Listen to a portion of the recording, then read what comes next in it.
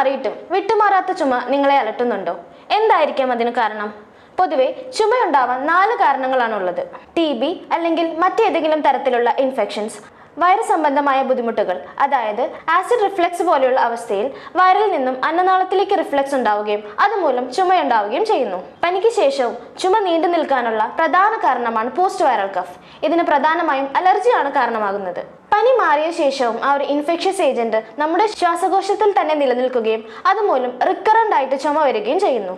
Allergy ഉള്ളവർക്ക് ഇതല്ലാതെ പുറമേയുള്ള തണുത്ത അന്തരീക്ഷത്തിലുള്ള പൊടിയും മറ്റു വസ്തുക്കളും ചുമ നിലനിൽക്കാൻ കാരണമാകുന്നു. വരണ്ട് വളരെ കുത്തിയുള്ള ചുമയായിരിക്കും ഇത്തരം ആളുകൾക്ക് ഉണ്ടാവുന്നത്.